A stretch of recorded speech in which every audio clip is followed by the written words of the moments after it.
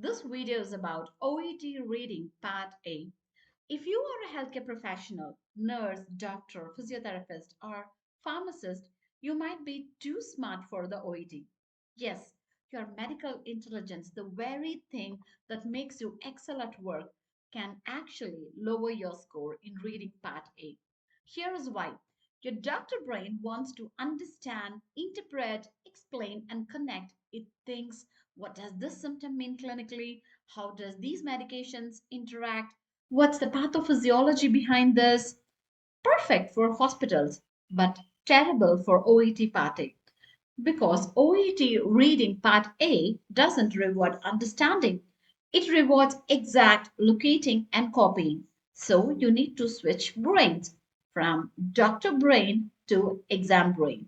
So exam brain hunts for exact keywords, copies exactly from text, ignores interpretation, thinks like a scanner, not a doctor.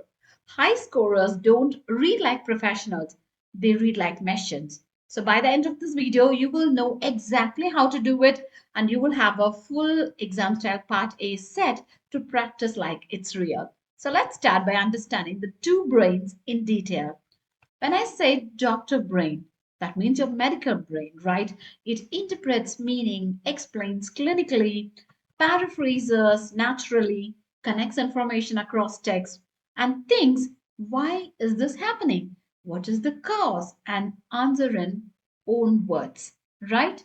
Example of the question is, what may untreated wound infection lead to? Immediately, the doctor brain thinks sepsis, septic shock, organ failure, so and so, and writes systemic infection or shock.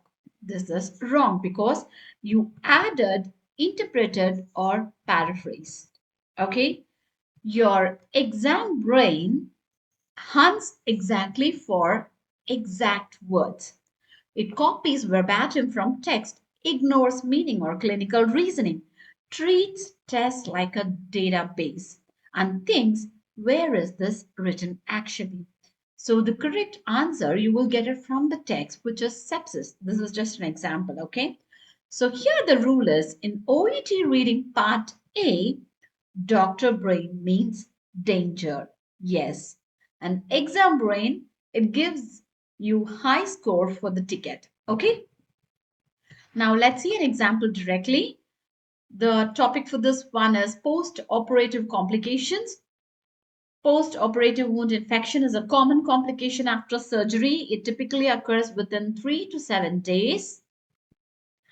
Okay, here, if you want, you can just pause the video, try to read the case notes by yourself, understand, and then you can give your answers. Okay? The signs include redness around the incision, localized warmth, swelling, purulent discharge, fever about 38 degrees Celsius, and the management involves cleaning the wound with sterile saline, prescribing oral antibiotics, monitoring temperature daily, educating the patient on hygiene. If untreated, the infection may progress to sepsis.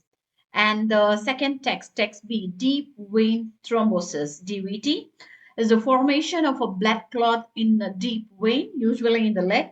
Post surgical patients are at increased risk due to immobility. Symptoms include calf pain, unilateral leg swelling, warmth over the affected area, prevention strategies, early mobilization, compression stockings, prophylactic anticoagulants. Immediate medical attention is required if pulmonary embolism is suspected. Okay, and let's move on to text C, post-operative nausea and vomiting.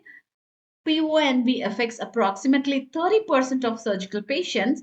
The risk factors are use of general anesthesia, history of motion sickness, female gender, opioid use.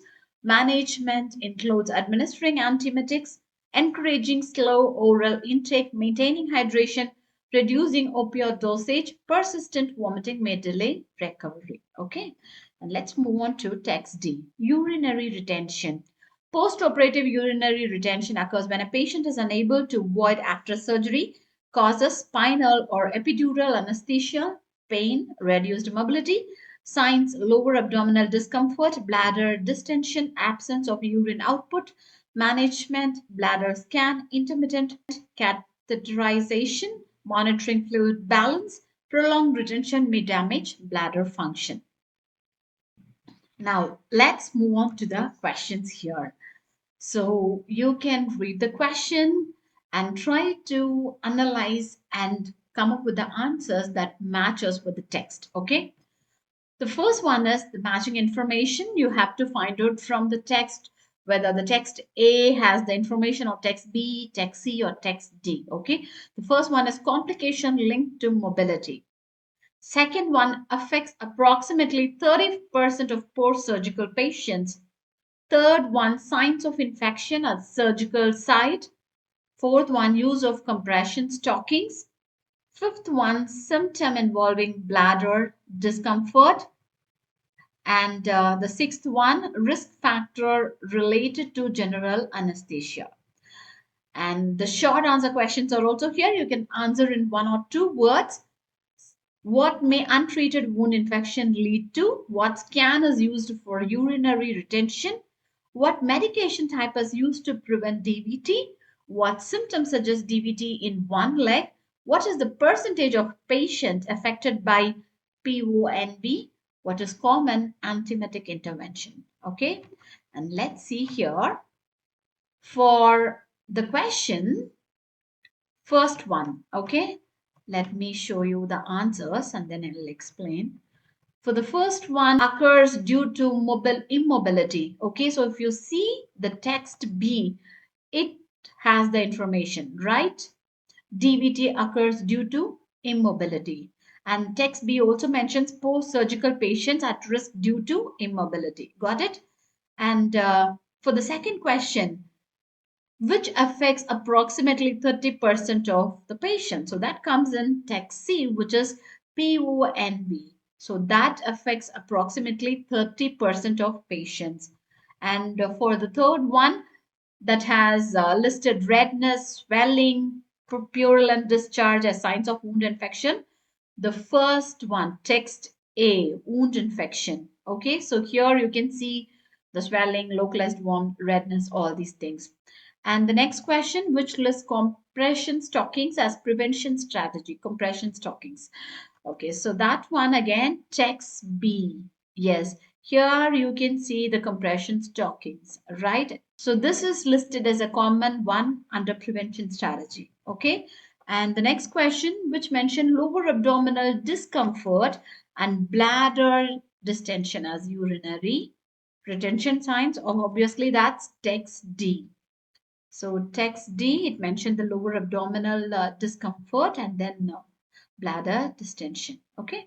And which list general anesthesia as a risk factor for PONV? Obviously, that comes under text C. Okay. And for the seventh question, if you see the seventh question, let me move to the question. So here you have to answer in one or two words, right? What may untreated wound infection lead to? If you remember, that comes in text A. If untreated, the infection may progress to sepsis.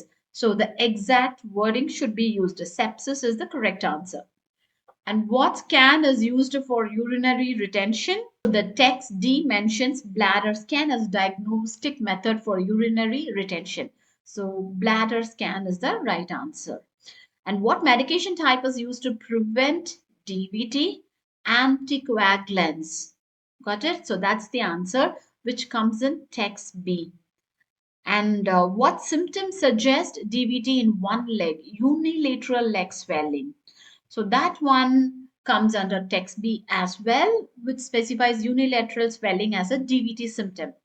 And for the 11th one, what is the percentage of patients affected by PONV? This you can remember very easily because overall all the text, there is only one percentage is given, which is 30%. So 30% is the answer. 30% affects approximately of surgical patients. Okay. And what is the common antiemetic intervention? So for that, the answer is antiemetics. So now if you see the question type for the matching one, we have used the strategy of identifying the question type, right? Like scan the text quickly for keywords, and then for short answers, we have hunted the exact words or phrases.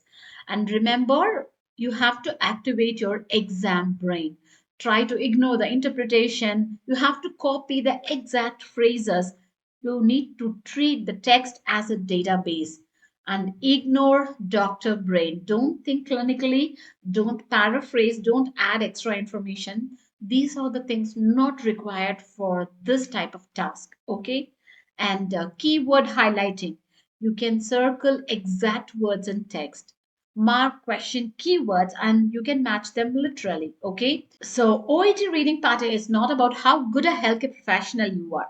It's about switching brains. Leave doctor brain outside the exam room, enter with exam brain. Scan, copy, finish. The moment you stop thinking clinically and start thinking like a scanner, your speed, accuracy, and marks will soar. Okay, so that's all for today's video. Kindly like, share, and subscribe for more OET tips. See you in the next video. Bye bye.